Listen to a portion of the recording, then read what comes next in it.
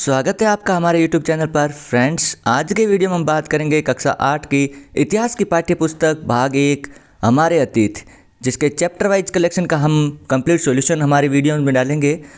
आज के वीडियो में हम बात करेंगे सामाजिक विज्ञान इतिहास हमारे अतीत पार्ट 1 कब, कैसे और कहाँ, जिसके अभ्यास प्रश्न हैं उनका कंप्लीट सॉल्यूशन करेंगे। चलिए शुरू करते हैं। पहला प्रश्न है, सही और गलत बताएं। पहला है, जेम्स मिल ने भारतीय इतिहास को हिंदू, मुस्लिम, ईसाई 3 कालखंडों में बांटा था। यह कथन सही है। इस प्रकार यहाँ पर सही लिखेंगे। अगला है, सरकारी दस्तावेजों से हमें समझने में मदद मिलती है कि आम लोग क्या सोचते हैं। ये कथन गलत है, यहाँ पर गलत लिखेंगे।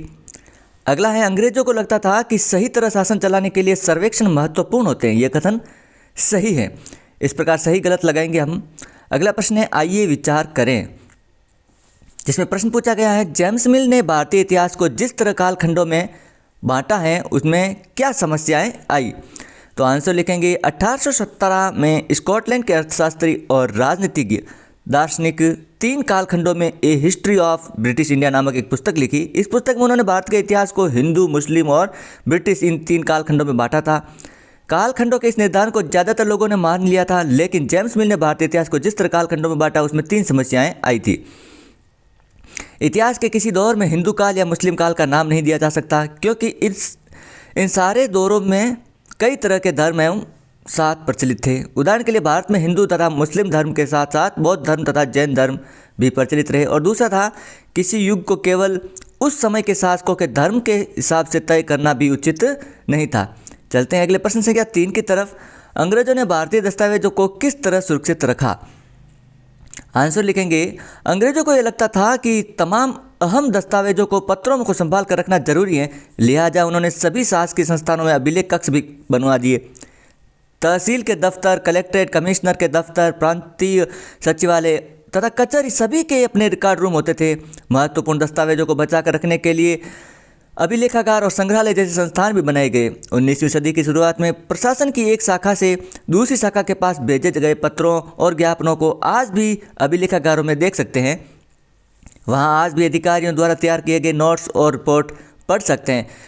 इस समय तक इन दस्तावेजों की सावधानीपूर्वक नकलें भी बनाई जाने लगी। इन्हें बहुत ही सुरक्षित ढंग से हाथ से लिखा जाता था।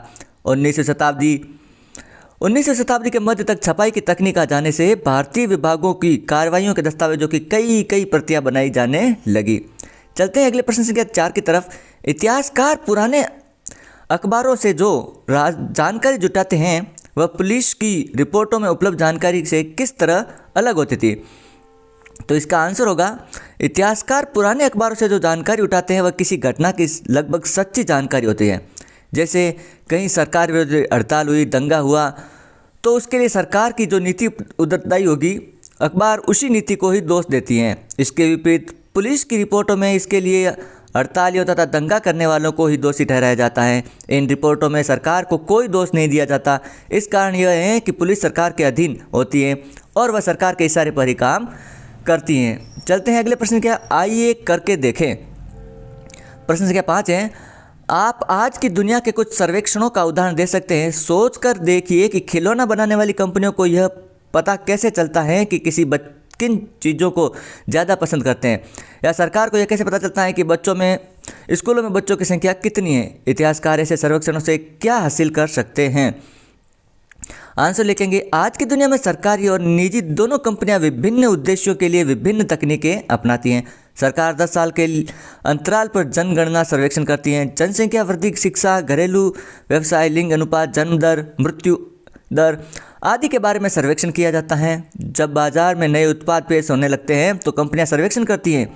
हर चीज़ के बारे में पता करती हैं कि किस तरह युवक की क्या पसंद है, वे उन उत्पादों को कितना प्रयोग में लाते हैं।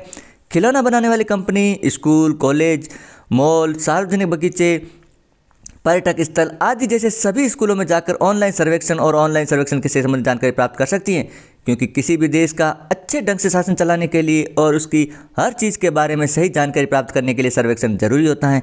इतिहासकार ऐसे सर्वेक्षणों से विभिन्न जानकारी प्राप्त करके लोगों के विचारों और उनकी ज़िंदगी में आने वाले बदलाव, रहन सहन सभी तौर तरीकों को जान सकते हैं।